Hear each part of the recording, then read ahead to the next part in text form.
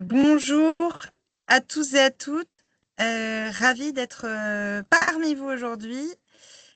Je vais vous autoriser vos micros et vos caméras parce que c'est vachement mieux quand on peut se voir. Ou en tout cas, hop, voilà. On est ravis de faire ce webinaire avec vous. On va juste attendre 2 petites minutes le temps que les personnes se connectent. Mais en tout cas, je suis hyper bien entourée aujourd'hui. Je vais laisser tout le monde se présenter et, et je vais aussi partager mon écran. Comme ça, ce sera fait. Donc, on démarre dans 2 petites minutes.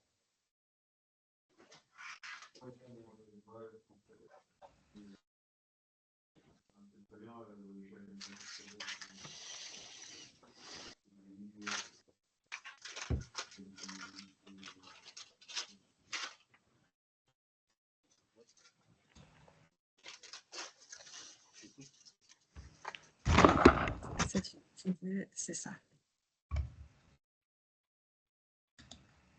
Ah mince. Bien, est-ce que vous voyez mon écran sur la bonne... vous voyez bien mon PowerPoint? Non. Ok, super. Non, on dit non, vous voyez tous en double. Ah, ok, génial, encore mieux. Hop. Ah oui, ok, je sais pourquoi. C'est moi. Tac, tac. Alors, avant que je règle mes histoires de partage, on est ravis d'être avec vous aujourd'hui. Bienvenue à tous ceux qui nous rejoignent. Je m'appelle Ondine Vernier, je fais partie de la MEDNUM, c'est la coopérative des acteurs de l'inclusion numérique, mais j'y reviendrai tout à l'heure. Et je vais laisser les autres se présenter. Et Bruno, je te laisse la main. Bonjour à toutes et à tous, merci Ondine. Pour me présenter rapidement, Bruno Perruchot, moi je travaille pour Hubest, donc, qui est le hub territorial pour un numérique inclusif en région Grand Est. Et pareil, on dira un mot de qu'est-ce qu'est un hub territorial pour le numérique inclusif.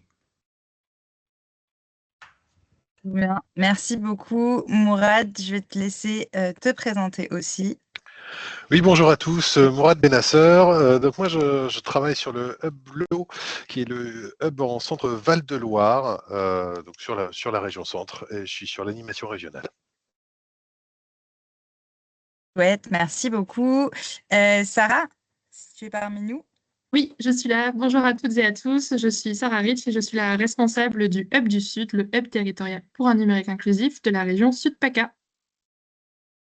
Trop chouette, merci beaucoup. Et le dernier intervenant à présenter, c'est Samuel et je vais vous laisser vous présenter. Oui, bonjour à tous et toutes. Samuel Bois, je suis directeur des transformations pour la ville de Villeurbanne, qui a donc notamment en charge la question du numérique, des transformations numériques et de la relation usagée. Génial, merci beaucoup pour vos présentations et pour être avec nous aujourd'hui. Excusez-moi, je galère avec mon ordi, mais ça va venir. Voilà, ça y est. Ah! Les joies du direct, comme on dit. Non, Ondine, pendant que Hop là. tu bagues le PowerPoint, je vais commencer la présentation un petit peu du collectif Interhub. Comme ça. Avec plaisir, Je vas-y. me permets de revenir à ta rescousse. Comme vous l'avez entendu dans la présentation, nous sommes plusieurs intervenants. Ah, nickel, on a vu arriver Ondine. Nous sommes plusieurs intervenants et intervenantes à représenter le collectif de l'Interhub, du coup, voilà, qui est le rassemblement des hubs régionaux pour un numérique inclusif. Voilà, les hubs ont été créés dans deux vagues d'appels à projets entre 2019 et 2021, si je ne me trompe pas. Et l'Interhub, du coup, est un espace d'échange et de coopération entre les hubs régionaux. Et les hubs régionaux, pour faire très rapide, sont les structures têtes de réseau de l'inclusion numérique, des structures régionales pour être les têtes de réseau régionales de l'inclusion numérique. Et on dit que je laisse la parole pour présenter la MEDNUM. Oui, merci beaucoup. Et donc, du coup, la Mednum, on est une coopérative, une SIC, qui représente les acteurs de la médiation et de l'inclusion numérique. Et donc, on a 3 axes sur lesquels enfin même 4 maintenant, sur lesquels on agit au quotidien. Et donc, du coup, on a la formation, soit des salariés, soit des professionnels de la médiation numérique. On a l'outillage pour accompagner et outiller les professionnels de la médiation numérique dans leurs actions au quotidien. Et on a aussi toute une branche d'accompagnement des collectivités territoriales pour les accompagner dans leur diagnostic de territoire, etc., qu'on fait beaucoup en partenariat avec les hubs d'ailleurs. Et on a aussi une vocation à faire du plaidoyer, notamment auprès de l'État pour justement représenter ces acteurs de l'inclusion qui sont souvent des acteurs locaux et pour faire en sorte que l'inclusion numérique et les compétences numériques ne soient pas oubliées dans ce monde qui se numérise de plus en plus. Et Bruno, je te relaisse la main peut-être. Oui, du coup, on va pouvoir entrer dans le vif du sujet. Avec la Mednum et l'Interhub, on a souhaité se saisir un peu du contexte d'aujourd'hui, de l'organisation de la tenue des élections municipales dans pas très longtemps, pour parler du coup d'inclusion numérique. Inclusion, donc, on peut dire agir pour l'inclusion numérique ou agir contre les inégalités numériques. Là, pour reprendre les termes de la slide que vous voyez. Et du coup, cette période nous a semblé fort à propos de parler des façons dont on pouvait se servir de ces questions-là au niveau local et au niveau communal plus précisément. Donc, je vous laisse un peu découvrir les plusieurs chiffres qu'on a pu ressortir et qui nous semblaient très parlants sur cette slide. Donc, on voit que plus de 16 millions de Français et de Françaises sont en situation de fragilité numérique. 65% ont des craintes liées à l'utilisation des outils numériques. Et donc voilà, ce sont des chiffres très forts. Et malgré tout, en fait, les politiques publiques en faveur de l'inclusion numérique ont tendance plutôt à perdre des financements. Alors certes, en ce moment, ce n'est pas les seules politiques publiques qui perdent des financements, mais nous, ça nous semble un peu un contresens entre les inégalités numériques qui se creusent de plus en plus et le fait que c'est sur une thématique qui soit peut-être de moins en moins, en fait, de moins en moins saisie par l'État. Une grosse partie de la politique d'inclusion numérique au niveau national est portée par les conseillers et les conseillers numériques. On vous a mis un chiffre d'impact puisque 97% des personnes qui ont été accompagnées par ces professionnels de la médiation estiment avoir fait des progrès. Donc, ce sont des médiateurs, des médiatrices numériques qui ont un gros impact dans les territoires, des gros impacts locaux et dont malgré tout le financement au niveau national continue de baisser. Voilà, donc ça fait aussi partie des éléments sur lesquels on voulait attirer un petit peu l'attention des personnes qui nous écoutent aujourd'hui. Du coup, voilà, le rôle prépondérant des conseillers numériques dans ces politiques locales et également le fait que la tenue de la campagne municipale nous semblait être un bon moment pour parler de ces éléments-là. Alors, je pense qu'on peut passer à la slide suivante. Voilà, donc la situation paradoxale que j'ai évoquée un petit peu à l'instant. La place du numérique qui est de plus en plus... le numérique est toujours de plus en plus présent dans nos vies personnelles, dans nos vies professionnelles. Et malgré tout, des accompagnements qui se font de plus en plus difficiles auxquels il est de plus en plus difficile d'accéder, la dématérialisation des services publics, oui, que je n'avais pas encore évoqué, mais qui est également un mouvement de fond et sur lequel il est de plus en plus difficile en fait d'agir de façon efficace. Donc encore une fois, on vous a mis quelques chiffres d'impact.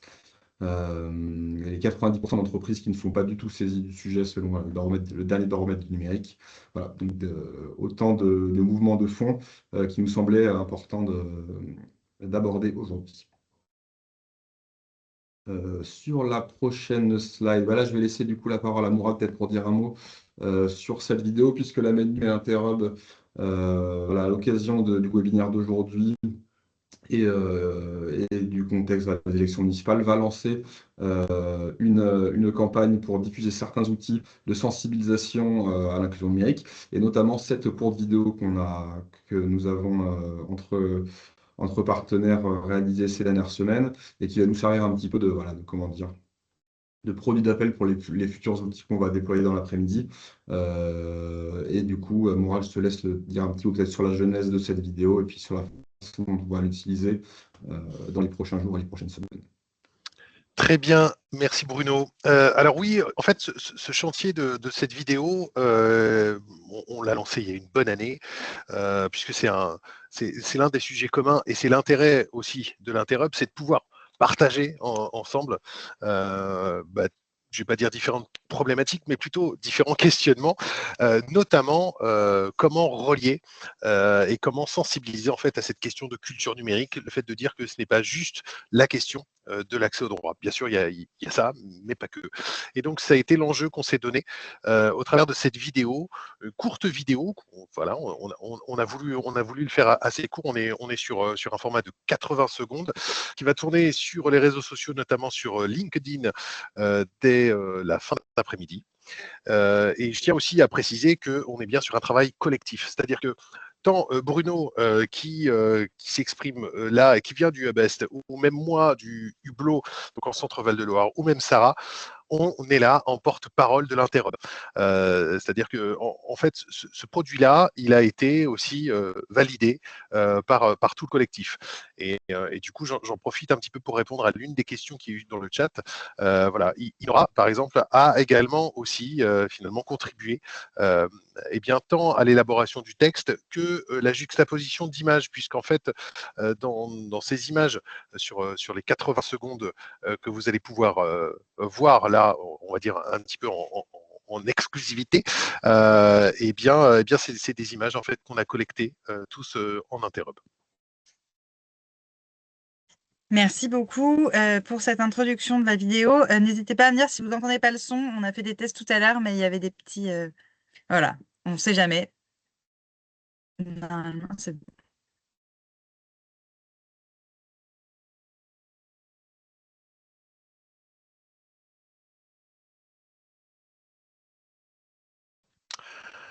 Alors, je crains qu'on ne l'entende pas. On dit il n'y a pas de son. Ok, très bien. Pas de souci. Alors, on va faire autrement. Non, mais je l'ai, mais ailleurs. Donc, on va la mettre là. Ce sera mieux. Et je crois que là, quand je partage celle-ci, ça marche. Est-ce que là, ça fonctionne? Alors, tout à l'heure, on avait le son, mais là, on l'a plus. Quand je dis tout à l'heure, c'était avant que l'on commence. Dommage. À la limite, ce que je Il propose, c'est suffit de que la du coup, repartager. pour les partisans découvrent cette vidéo à travers nos posts dans les réseaux sociaux cet après-midi. Et on peut peut-être En fait, juste passer la parole. on peut peut-être juste en alors. fait la laisser défiler et en fait Détail. je vais un petit peu Quel est le juste point commun entre ah bah ces voilà. actions très Là, ça marche. différentes sur votre territoire? Ah, c'est bon? Gérer l'énergie des bâtiments publics, valoriser les artisans et commerçants locaux, soutenir les personnes en difficulté, protéger les données des services Bon, municipaux. Le numérique, il est partout, dans le quotidien de tous. Sur votre territoire, par le biais de différents capteurs, les données générées peuvent contrôler l'éclairage, l'arrosage, ou encore suivre le trafic. Toutes ces informations peuvent être des sources d'économie et d'action écologique. Par le biais de votre communication, sur Internet notamment, vous pouvez contribuer à la visibilité et au rayonnement des entreprises, des artisans qui œuvrent au sein de votre collectivité. Aujourd'hui, votre collectivité est-elle en capacité d'accompagner vos concitoyens dans l'accès aux services numériques et notamment les vôtres? L'accès au droit est la première utilisation à laquelle on pense. Mais dorénavant, nos données de santé transitent également via des outils numériques tels que Mon Espace Santé. Se pose alors la question de leur traitement, de leur stockage et la sécurité. La cybermalveillance, les attaques, la désinformation peuvent être des risques liés aux usages numériques contre lesquels chacun doit être vigilant, y compris les agents de votre collectivité. Quel que soit notre âge, notre fonction, notre parcours ou notre rôle, nous sommes tous concernés. Nous devons développer notre culture numérique.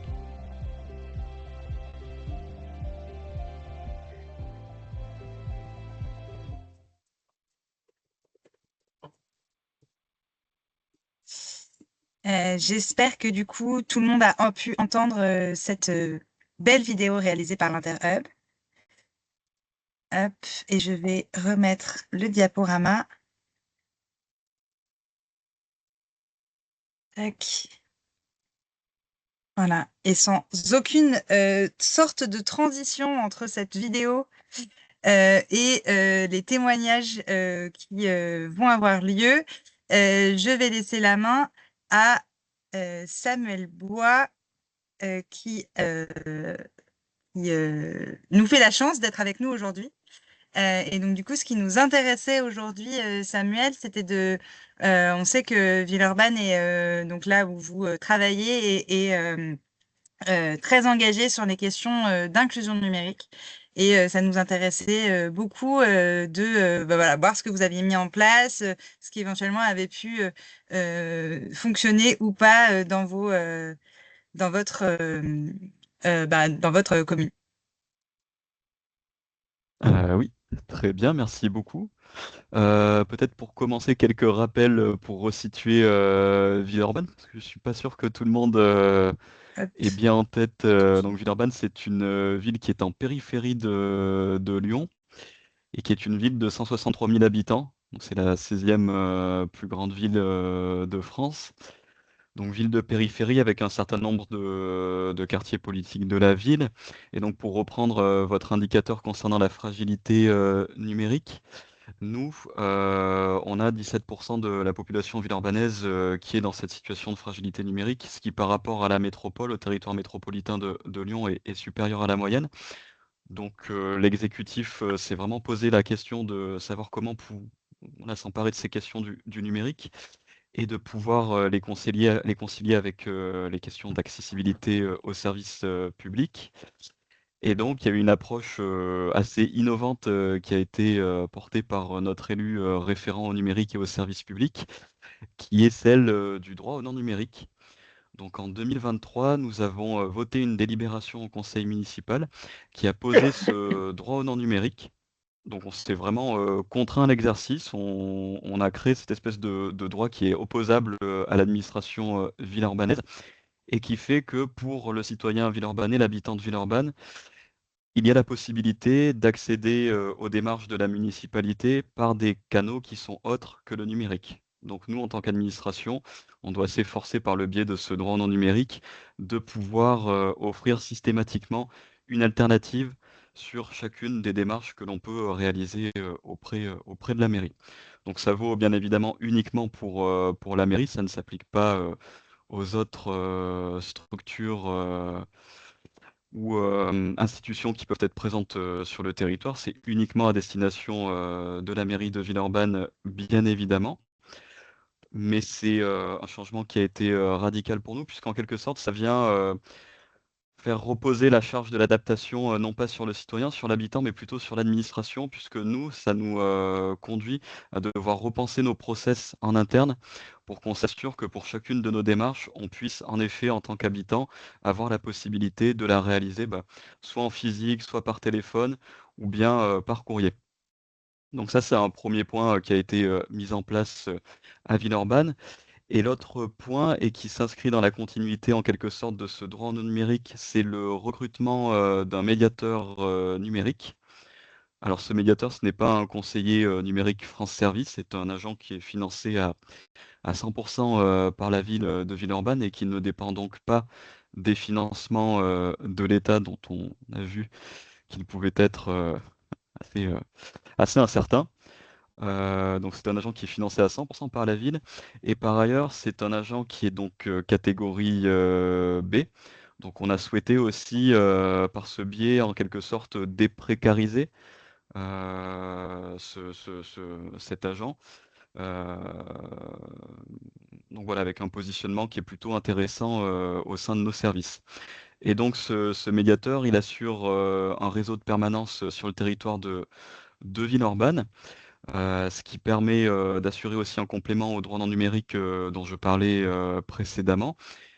Et c'est quelque chose qui vraiment fait sens, qu'on a mis en place également à partir de 2024. Et aujourd'hui, on a des permanences de médiation numérique qui sont parfaitement identifiées, puisque les chiffres du bilan pour l'année 2025 s'élèvent à plus de 1000 rendez-vous qui ont été réalisés sur l'année. Donc 260 permanences et 1000 rendez-vous qui ont été réalisés par notre médiateur pour des démarches qui ne concernent pas la ville. Puisque pour nous, effectivement, il y a toujours cette possibilité d'avoir des canaux alternatifs au numérique. Et donc ce médiateur, en quelque sorte, il va être un relais, une interface entre le citoyen et on peut dire les autres institutions type la préfecture ou bien la CAF, la CARSAT, peu importe. Il va aider les citoyens villeurbanais, les habitants villeurbanais à pouvoir réaliser leurs démarches auprès d'autres administrations. Donc on a vraiment voilà, souhaité mailler le territoire et se dire que le numérique, certes, c'est quelque chose qui est intéressant, c'est un levier qui permet en effet d'être plus efficace à bien des égards. Pour autant, le numérique ne doit pas se traduire par du tout numérique. Et donc se dire que pour nos 17% de personnes, d'habitants qui sont en situation de fragilité numérique, on puisse leur offrir des alternatives. Donc dans leurs interactions avec la mairie, donc c'est cette possibilité d'avoir des canaux alternatifs, et dans leurs interactions avec d'autres administrations, c'est la possibilité de pouvoir bénéficier d'une aide d'un agent de la ville de Villeurbanne qui va réaliser différentes permanences sur les différents quartiers de la ville de Villeurbanne. Donc voilà, dans les grandes lignes, je crois que j'avais 5 minutes, je ne sais pas si j'ai bien respecté le délai. J'ai essayé d'être synthétique. C'était parfait. Merci beaucoup pour ce témoignage et super intéressant en effet cette cette remise enfin ce retour en tout cas au non numérique. Je sais qu'il y a beaucoup de collectivités qui se posent la question justement de revenir à ça. Donc c'est hyper intéressant d'avoir ce type de témoignage. Et de l'adosser en plus à un médiateur numérique qui est là aussi pour accompagner les compétences numériques. Donc c'est vraiment c'est vraiment hyper intéressant. Merci beaucoup pour ça. Et on a un deuxième témoignage du maire de Boulray, Jean-Louis Billot. Je ne sais pas s'il nous a rejoint déjà ou pas. Oui, vous m'entendez? Trop bien, parfait. Ben oui, tout à fait. Voilà. Bienvenue parmi nous. Et un peu les mêmes questions que à Samuel précédemment. Voilà, qu'est-ce que vous avez pu mettre en place en termes de médiation numérique ou en tout cas comment lutter contre les médiations numériques, contre les inégalités numériques, pardon, sur votre territoire. Vaste sujet. Alors d'abord, je m'excuse, je suis dans un parc public à Bourges, donc ça peut du coup parasiter un petit peu par le passage des voitures, etc. Mais, donc j'espère que vous m'entendez bien. Donc moi, effectivement, je suis le maire de la commune de Boulray dans le département du Cher. C'est une commune qui fait un peu moins de 1400 habitants, au bord de la Loire, au bord de la région centre et à la limite de la région Bourgogne, pour vous situer un petit peu. Ce positionnement au niveau frontière fait qu'on a ressenti très vite qu'on avait une difficulté pour nos habitants d'accéder aux services publics, notamment tout ce qui était Pôle emploi, tout ce qui était CAF, etc., qui était à minimum 60 km, 35 km. Enfin, c'était donc une difficulté. Pour ceux qui ont une voiture qui roule bien, tout va bien, mais quand la voiture commence à avoir des problèmes ou ne roule plus, ou on n'a plus l'argent pour mettre de l'essence, ça devient compliqué. Donc, le départ, nous, de l'accompagnement numérique des habitants, je peux dire, c'est quand on a créé un relais de service public, on a pu bénéficier d'une labellisation web au centre avec la région pour permettre d'avoir des micros en libre accès et puis pour permettre aux gens de commencer, donc on est en 2011, commencer pour ceux qui les plus habiles, de pouvoir travailler sur l'informatique. Voilà. Du relais de service public, on est passé à maison de service au public, avec plus de partenaires, donc plus de demandes, plus de besoins, etc. Donc tout ça, ça fait partie aussi de la démarche qui a été animée par nos animatrices France Service, enfin maison de service au public à l'époque. Et puis évidemment, bon, on a mis en place site internet, les applications, etc. On a utilisé aussi ce numérique par rapport à l'accueil vélo. Nous, on est sur la Loire à vélo.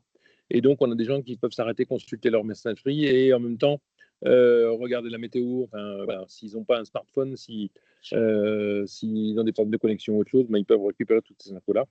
Et puis donc, quand on a été labellisé France Service, donc du coup, en 2021, on a mis en place une conseillère numérique. J'ai pris votre sujet en cours tout à l'heure sur les conseillers numériques, donc qui effectivement est financé par l'État, et donc avec les incertitudes donc du renouvellement. On l'a déjà renouvelé une fois, voilà, avec une diminution de l'accompagnement financier de l'État, et là, on ne sait pas ce que deviendra avec le nouveau projet de finance. Voilà. Donc, ce qui est intéressant, c'est que cette conseillère numérique a pu mettre en place de la formation pour les habitants. Et moi, il y a toujours un truc que j'aime bien raconter, parce qu'on a vu une mamie qui avait plus de 85 ans et qui est venue en formation avec notre conseillère numérique, Charlène. Donc au début, elle ne connaissait rien à l'informatique, hein. Elle a commencé à promener la souris en l'air, pensant que c'est, voilà, en mettant le bras en l'air et voir que la souris ne se déplaçait pas forcément. Et maintenant, aujourd'hui, elle est capable de faire des mails, de réserver ses places sur Doctolib, etc. Et donc, elle est contente d'avoir cette autonomie. Donc, comme quoi, on peut accompagner aussi ses besoins. Alors, où on a mis notre conseillère numérique? Eh ben, on l'a mise dans l'ancienne salle informatique de l'école, puisqu'on avait une salle informatique du temps où l'école, en fin de compte, développait l'informatique en forme de cours et non plus pas forcément embarqué dans les. Donc, on a réutilisé cette salle et on a acquis du nouveau matériel dans le cadre du plan de relance. On avait pu bénéficier de financement à 80% de matériel reconditionné. Donc, ce qui nous permet de faire de la formation des habitants, des associations, etc. Et puis, on a conjugué aussi l'installation dans notre France Service d'un recueil pour les cartes nationales d'identité et passeport. Et donc, du coup, on accompagne aussi les gens dans leur pré-demande et tout ça, de façon à ce qu'ils soient complètement autonomes et que quand ils arrivent au niveau du passeport et carte d'identité, bah, tout fonctionne. Donc, on est vraiment sur l'accès au droit, l'accompagnement dans les démarches de la vie tous les jours. Hein, voilà. Et donc, tout ça, on fait partie maintenant du conseil on fait partie de France Numérique Ensemble, donc, qui est porté par l'État avec le partenariat du département qui a mis une animatrice pour coordonner tout ce qui se fait au niveau des conseillers numériques et autres activités. Je pense notamment à Emmaüs Connect et tout ça, en fait, toutes les initiatives qui peuvent se faire au niveau. Alors, le numérique, il a aussi évidemment gagné l'école. Et donc, on a pu. Il y a eu un engagement qui s'est fait au niveau de l'école et avec des financements de l'éducation nationale pour acquérir du matériel, des vidéoprojecteurs, des ordinateurs portables, etc., des tablettes, avec une faible participation de la collectivité. Donc, c'était intéressant. Et ça permet, par exemple, à nos enfants de voyager entre guillemets, dans le sens où on travaille on est jumelé avec une commune de Pologne où il y a des échanges réguliers et du coup il y a des échanges aussi qui sont à travers ces dispositifs. Et donc on a tout le matériel qu'il faut et l'école a été labellisée école numérique et puis territoire numérique éducatif en 2023. L'école aussi a bénéficié d'une web TV dans le cadre de ces accompagnements de l'éducation nationale. Je crois qu'il y a eu 2 ou 3 projets qui ont été retenus dans le département, donc c'était des appels à projets. Et puis comme c'est une école qu'on dit EMIL, c'est-à-dire qu'on enseigne les matières dans une langue étrangère, donc notamment l'anglais, de la maternelle jusqu'au CM2. Bon, pas toutes les matières, hein, je vous rassure, mais un certain nombre de matières, avec des enseignants qui se déplacent de classe en classe, éventuellement, en fonction des compétences des uns et des autres. Et donc, les enseignants vont bénéficier, par exemple, d'une formation sur l'intérêt de l'intelligence artificielle pour l'enseignement des langues. Et donc, c'est quelque chose qui doit se mettre en place. Je n'ai pas l'intitulé exact, j'ai oublié de redemander à la directrice de l'école, mais c'est quelque chose, elles vont faire une formation, c'est quelque chose qui est quand même un peu innovant à nouveau. Et puis de l'accompagnement social, de l'accompagnement au droit ou de l'éducation au niveau scolaire, on a aussi un volet culturel. C'est-à-dire que c'est l'autre jour, quand on a discuté de cette intervention que je fais aujourd'hui, que j'ai pris conscience effectivement que on avait un peu travaillé dans tous les sens sur le numérique, mais sans vraiment se mettre un cap. Et donc, le culturel, on va le rentrer à l'occasion de l'arrivée d'une microfolie chez nous. Microfolie avec c'est retenu auprès donc c'est le musée de la Villette qui pilote ça.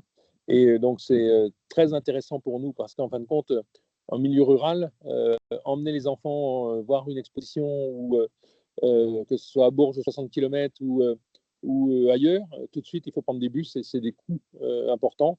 Et donc, on est parti dans l'idée, et les habitants, la même chose, c'est de dire, on va amener la culture chez nous. Et donc, le dispositif Microfolie correspond parfaitement. Donc là, on a bénéficié, on a postulé et on a été retenu, donc accompagné financièrement par l'État. Et on va bénéficier donc et en même temps, on a les partenariats avec non seulement on va avoir le matériel, mais en plus, on va avoir des partenariats avec les grands musées nationaux, que ce soit évidemment la Villette, le Louvre, tous les musées, les grands musées le château de Versailles aussi, le Grand Palais, le musée Picasso, etc. Et ce qui va permettre de travailler avec une médiatrice qu'on est en train de recruter, là, de travailler, que ce soit à destination des scolaires ou à destination des particuliers sur des thématiques ou sur des événements. Et donc, on a tout à construire, sachant qu'on va s'appuyer aussi sur un réseau propre. Donc ça, c'est un beau sujet. Et c'est vraiment, bon, ça nous a demandé beaucoup d'énergie pour arriver à présenter un dossier, mais c'est quelque chose dont on va pouvoir faire quelque chose, je pense, de sympa. C'est vraiment quelque chose qui va, j'espère, rapprocher nos enfants de la culture davantage que ce qu'on pouvait faire avec les déplacements. Il va y avoir aussi d'associés Fab Lab, espace de réalité virtuelle, d'autres ateliers. Donc, voilà, ça va avec. Voilà. Donc, financé par l'État et puis par le FEDER, je disais tout à l'heure. Et puis, juste pour dire, notre village, il est retenu dans Ville et Village Internet. On fait partie des 226 collectivités qui ont été retenues au titre de l'année 2025. Donc, on a 3 arrobases. Donc, pour ceux qui ne connaissent pas ce label, en fin de compte, il est obtenu après le passage d'une commission où il y a ministre, enseignants, entrepreneurs, etc., pour voir comment l'Internet citoyen, justement, peut être valorisé. Enfin, voilà. Donc, nous, dans la région centre, on n'est que 7 collectivités. Comment? Non, pardon, on n'est que 7 collectivités en région centre sur le sujet. Donc, on avait commencé tout petit en 2016 avec un arrobase et on est 2 en 2018 et 3 en 2023. Donc, avec la micropolie, peut-être qu'on atteindra le 4, mais ce n'est pas notre objectif. C'est une conséquence quand on déclare nos actions. En fin de compte, on s'aperçoit que du coup, on nous amène dans un classement. Juste le dernier truc, c'est qu'avec aussi toute cette démarche, on rentre dans le cadre des Human Tech de la région Centre-Val de Loire, donc depuis 2019, où on a fait à la fois de la sensibilisation aux habitants, aux familles, aux enfants. On a fait aussi des démonstrations de microfolie avant de se décider d'en acquérir une. On a pu dévier celle qui était sur Bourges et qui remontait sur la Villette. On l'a déviée chez nous pendant quelques jours. On a pu l'essayer. L'année dernière, on a pu travailler sur l'information aussi avec notre marraine de l'école, si je peux dire, celle qui a donné son nom à notre école, Florence Aubenas, qui est venue travailler sur l'info et notamment comment faire attention, toujours dans le cadre de la sensibilisation des enfants, de faire attention à quelle info on prend, etc. Et se méfier de tout ce qui est intelligence artificielle, notamment sur tout ce qui est diffusion de contenu, voilà, un peu rapidement.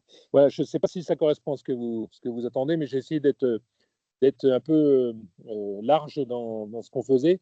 Mais je remercie Mourad de m'avoir demandé d'intervenir, parce que ça m'a permis de mettre sur le papier ce qu'on faisait. Mais je n'avais jamais pris conscience qu'en fait, on avait avancé vraiment sur le sujet au bénéfice des habitants, quoi. Voilà. Donc c'est. Félicitations en effet pour tout ça, c'est hyper complet. Vous avez vraiment fait un 360 de tout ce qui est possible de faire sur le numérique. Il y a encore plein d'autres opportunités évidemment, mais vous en avez déjà présenté un certain nombre. Merci beaucoup pour ça. N'hésitez pas si vous avez des questions dans le chat à les poser. On va juste enchaîner un peu sur la partie maintenant qu'on a vu tout ça, etc. C'est peut-être pas toujours évident de démarrer quand on n'a pas pris cet engagement dans la lutte contre les inégalités numériques sur son territoire. Et donc, du coup, on va pouvoir vous présenter un certain nombre quelques outils et je vais laisser Sarah présenter le kit élection. Excusez-moi, j'ai une petite question. Comme je ne vais pas pouvoir rester, est-ce que du coup on pourra revoir la présentation qui est faite et est-ce que ça a été enregistré, ce que vous diffusez là? Oui, tout à fait. C'est enregistré. Merci de m'envoyer le lien, comme ça je prendrai connaissance pas de problème. de tous nos échanges qui suivent et qui vont être, à mon avis, super intéressants et de voir aussi quels sont les partenaires. Merci, bonsoir à tous et bon courage à vous. Merci beaucoup. Au revoir. Merci. À bientôt. Au revoir, Jean-Louis. Au revoir, à bientôt. Et donc, du coup, Sarah, je te laisse la main pour présenter le kit élection que vous avez co-créé dans le Hub du Sud. Oui, merci Ondine. Merci à tous pour ces éléments. Donc, moi, je voulais vous présenter le kit élection. C'est une initiative et un outil qu'on a créé en région Sud-PACA et qui a intégré très rapidement les travaux du collectif Interhub. Il y a quelques mois, nous avons animé un groupe de travail comprenant des médiateurs, des conseillers numériques, des coordinateurs de conseils numériques, des collectivités, des associations, un chercheur, des France Services et une préfecture avec l'ambition de répondre à deux objectifs: comment la médiation numérique peut s'impliquer durant les élections municipales et comment les professionnels peuvent accompagner les citoyens durant cette période. Donc, plusieurs réflexions et éléments sont ressortis de ces discussions. La première, c'était l'inscription et la vérification sur les listes électorales qui se font maintenant essentiellement en ligne et comment accompagner les citoyens là-dessus, de comprendre et de connaître les candidats. Au-delà du travail d'accompagnement numérique, il y avait aussi une volonté d'accompagner le citoyen dans, la prise en compte des informations, de la compréhension des enjeux au niveau d'une commune. Et enfin, de s'informer sur Internet et éventuellement d'éviter aussi tout ce qui est fausses informations et fake news. Donc, pour répondre à tous ces enjeux, le Hub du Sud a créé un kit élection à destination des professionnels d'accompagnement. Cette ressource est sur la plateforme de l'ANCT Les Bases pour un numérique inclusif. Vous pouvez scanner le QR code juste ici pour y accéder. Et c'est un commun numérique, c'est-à-dire qu'elles peuvent être reprises et adaptées si vous en le souhaitez. Ce kit a été déjà consulté plus de 600 fois et se compose de plusieurs ressources qui vont toutes tenter de répondre aux enjeux que l'on a posés. Tout d'abord, vous allez retrouver 4 fiches qui permettent de comprendre pourquoi le vote est important. Et ici, nous allons reprendre les notions d'une élection au sens large, donc elles peuvent être éventuellement réadaptées à d'autres élections. La garantie des droits, l'expression des convictions, participer à la vie démocratique et aussi comprendre les compétences, là, un focus sur les prochaines élections, sur les municipalités et insister sur l'utilité que peuvent avoir les élections municipales. Et enfin, un rappel de comment vérifier et s'inscrire sur des listes électorales. Alors, la deadline, c'est le 6 février, mais c'est toujours encore possible via le site service-public. La deuxième fiche est plutôt consacrée à la procuration. Là, il y a plus de temps. C'est qu'est-il possible de faire, qui peuvent se faire aujourd'hui 100% en ligne, et donc d'aider les professionnels à accompagner les citoyens à cette démarche. Enfin, les fiches 3 et 4 sont plutôt informatives à destination des professionnels. Comment faire son choix durant les élections? Ça permet surtout de comprendre comment sont composées les professions de foi, avec un rappel de l'engagement derrière chaque profession de foi et les comparer entre candidats. Et la fiche 4 est plus une fiche pratique du déroulement du vote. Donc, on rappelle principalement qu'est-ce qui se passe le jour du scrutin. Ces fiches sont accompagnées d'un flyer, d'une base d'un flyer qui peut être réutilisé par les professionnels pour qu'ils puissent faire la communication et la publicité des ateliers qu'ils pourraient proposer. On a essayé de leur mâcher le travail pour qu'ils soient opérationnels assez rapidement. Et enfin, les participants du groupe de travail ont partagé différentes ressources documentaires, pédagogiques et informationnelles, notamment autour de l'éducation aux médias et à l'information, pour aller plus loin et pour donner le maximum de documents et d'informations aux professionnels. Le kit est disponible dès aujourd'hui, vous pouvez le consulter, il est évolutif, le groupe de travail continue à se réunir pour qu'on puisse continuer à contribuer, le réadapter, intégrer de nouvelles réflexions et de nouvelles discussions. Voilà, merci beaucoup pour votre écoute. Merci beaucoup, Sarah, et on vous partagera ce guide aussi dans le mail qu'on vous enverra après ce webinaire. Et nous, on a réalisé côté Mednum, en lien justement avec les hubs, etc., à qui on a fait pas mal relire ce qu'on avait créé. On a créé un petit recto, un petit flyer recto pour connaître un peu les 5 mesures principales, ou en tout cas les 5 mesures assez simples à mettre en place pour faire de l'inclusion numérique dans son territoire et voilà, commencer par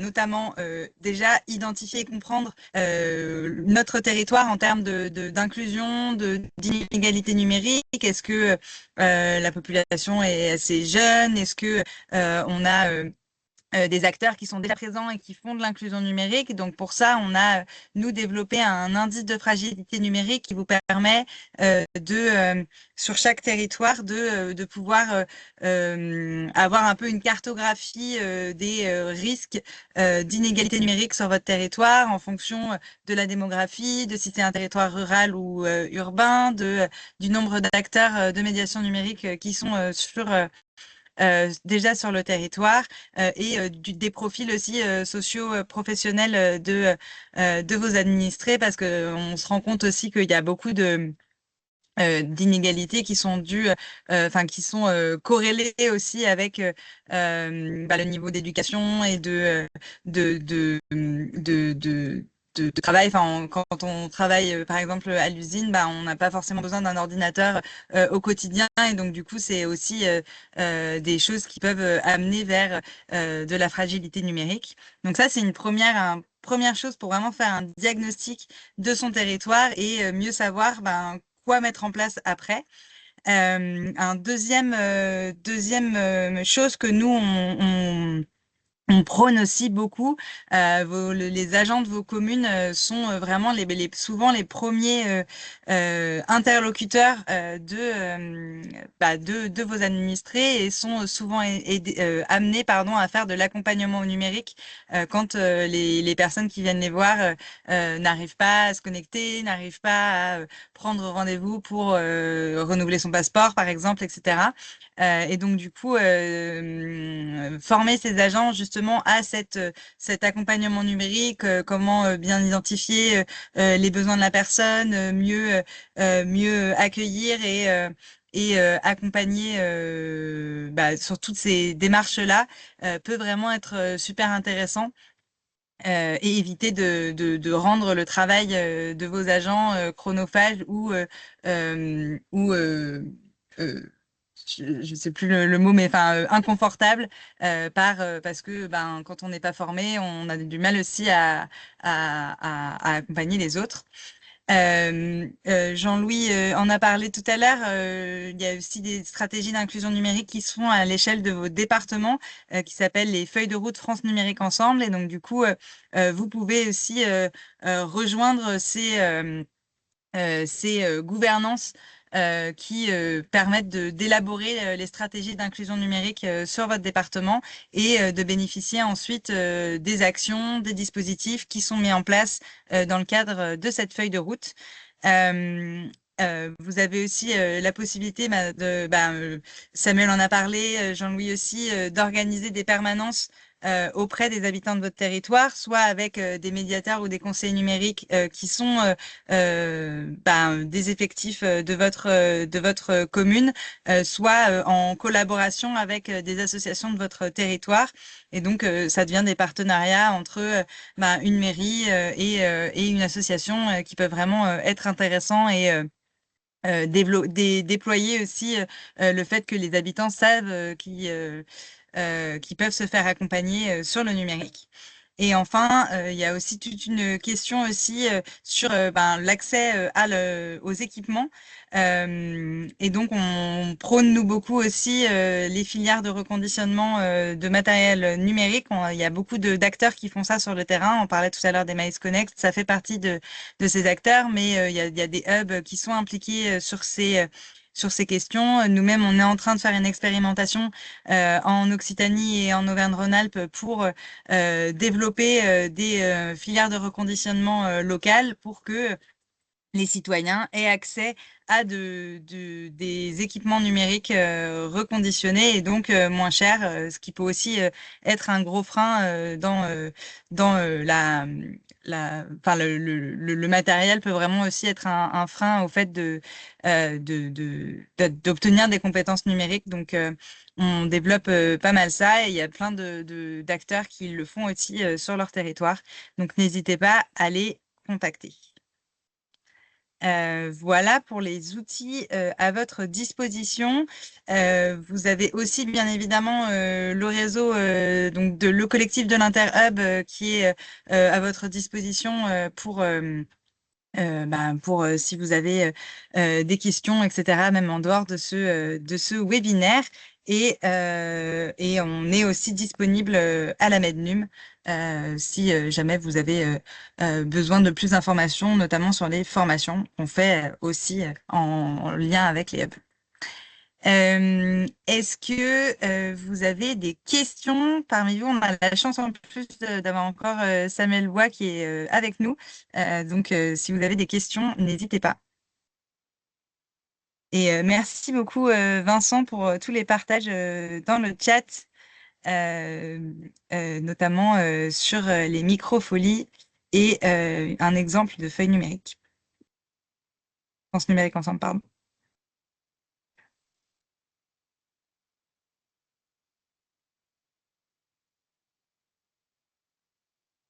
N'hésitez pas, si vous avez des questions, même à prendre la main, enfin à prendre la parole, c'est tout à fait possible. Et William, du coup, Oui, bonjour. oui, je vous laisse la main. Bien sûr, bonjour. Bonjour, je suis donc Williams Kaby, donc responsable qualité, relations usagers et inclusion numérique à la ville de Pantin.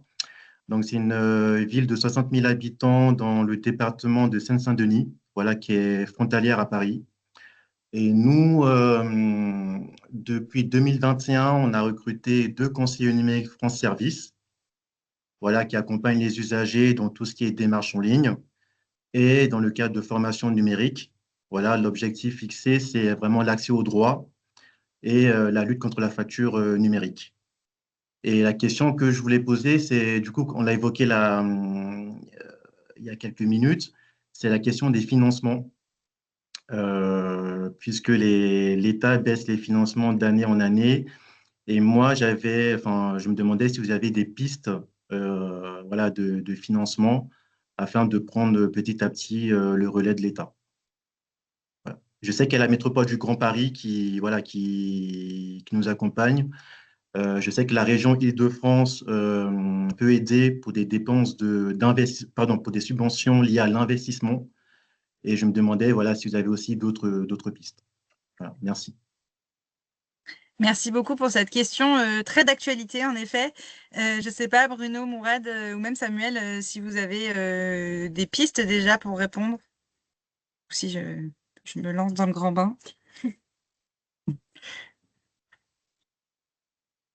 Samuel, si vous avez des témoignages sur des choses que vous avez trouvées un peu innovantes, n'hésitez pas à me couper à prendre la parole. Mais moi, ce que je penserais, c'est qu'il n'y a pas forcément, nous, ce qu'on voit, qu'il n'y a pas forcément, on dirait, de source qui peut remplacer 100% les apports de l'État, mais c'est plutôt un peu des modalités de financement / cofinancement un petit peu innovantes. Nous, en Alsace, on a une collectivité qui est en train d'essayer de monter, par exemple, un groupement d'employeurs publics pour essayer de mutualiser les coûts pour des postes de conseil numérique, par exemple. On sait que sur certains territoires, ils ont pu mobiliser des financements européens pour plusieurs postes à la fois. Donc, en fait, c'est moins une source de financement, je pense, spécifique qu'on peut trouver. Par contre, c'est plutôt un peu des modalités un peu innovantes. Et dans ce cadre-là, n'hésitez pas à rentrer en contact. Alors, on fait un peu de pub, mais pour le hub d'Île-de-France, qui peut être un peu au courant des choses qui se font dans ce domaine-là. Donc, vous verrez dans la conversation, j'ai mis un lien vers le site de l'Interhub, vous avez un répertoire. Et ça peut être des bons points de départ pour commencer à réfléchir un peu à tout ça ensemble. Mais encore une fois, malheureusement, c'est plus être un peu innovant dans les styles de financement que de vraiment trouver un peu la solution miracle pour remplacer les financements de l'État, que c'est très difficile. Okay. Merci. Je me permets juste de compléter, en effet, les propos de Bruno. Il n'y a pas une recette, il n'y a pas un interlocuteur. Par contre, comme finalement l'ouvre aussi un petit peu la vidéo qu'on a présentée tout à l'heure, il y a différentes portes d'entrée en fait pour arriver à ce genre de sujet. Et c'est là aussi qu'on peut aller jouer l'innovation, je pense. C'est en allant finalement ouvrir les esprits et aller au-delà de la simple question, enfin simple, attention, il n'y a rien de péjoratif, mais la question de l'accès au droit.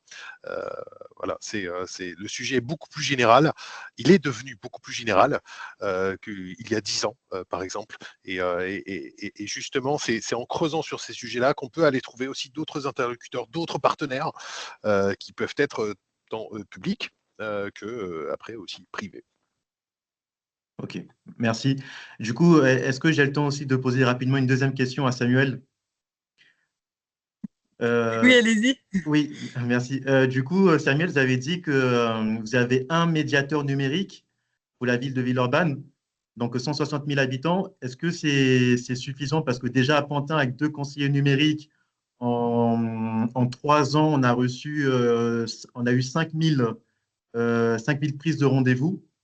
Alors, dans une ville comme Villeurbanne, voilà, en termes de perspective, est-ce que déjà au quotidien, c'est suffisant? Est-ce que vous envisagez à l'avenir, afin de répondre à la demande, d'amplifier votre dispositif d'inclusion numérique? Alors, non, c'est clairement pas D'accord. suffisant. En effet, un médiateur pour 163 000 habitants et j'indiquais le chiffre de 1000 rendez-vous annuels absorbés par notre médiateur, ce qui est énorme.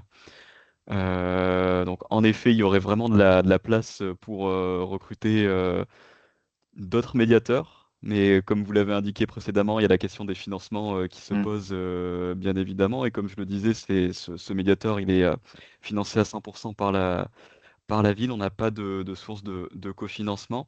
On s'était effectivement posé la question aussi. On avait étudié différentes pistes. En effet, la piste européenne avait été étudiée, la question du mécénat. On avait cherché différents leviers à pouvoir activer, mais c'est des montages après assez complexes qui impliquent souvent de porter un territoire qui soit un projet pardon, de territoire qui soit un peu plus élargi que simplement lutter contre la fragilité numérique. Donc c'est peut-être une approche plus globale à avoir des questions du numérique pour aller chercher des financements type européen. Nous, en revanche, on s'appuie également d'une part sur notre tissu associatif. C'est un point que je n'ai pas indiqué, mais notre médiateur, on va dire que à 50-60% de son temps, il va faire ses médiations numériques sur le terrain et l'autre partie de son temps va plutôt être dédiée à l'animation d'un réseau d'associations, les centres sociaux sur le territoire qui sont des structures qui peuvent aussi avoir du personnel qui accompagne numériquement. Donc on a ce travail de maillage et aussi par les subventions de la ville, on cherche à aller identifier peut-être des projets qui peuvent, portés par des structures ou des associations du territoire, qui peuvent améliorer en tout cas cette lutte contre les inégalités numériques. Donc on s'appuie également énormément sur notre réseau associatif. Avec ce rôle d'animateur, comme je le disais, qui est aussi confié à notre médiateur. Et on a également pour projet de commencer à davantage former nos agents d'accueil à ces questions d'accompagnement numérique.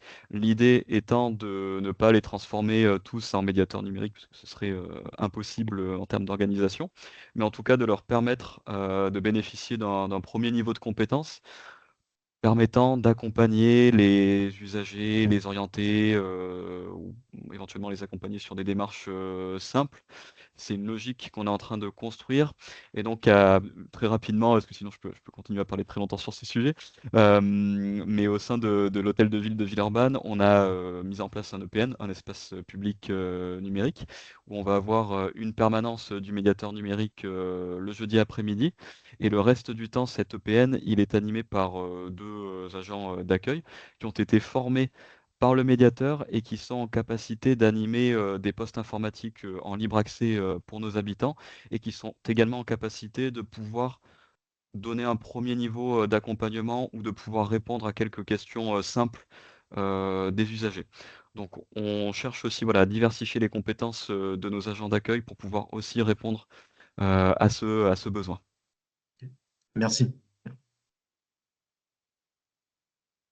Merci beaucoup pour ce témoignage super intéressant qui reboucle bien avec ce qu'on disait sur la formation des agents. Donc c'est parfait. Est-ce que vous avez d'autres questions ou est-ce que tout le monde meurt de faim et a très envie d'aller manger?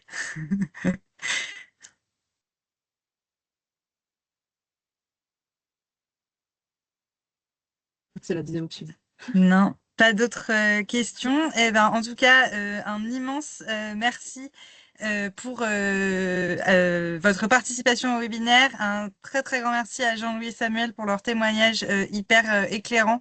Ça fait du bien aussi de voir ce qui se fait sur le terrain et c'est toujours hyper intéressant.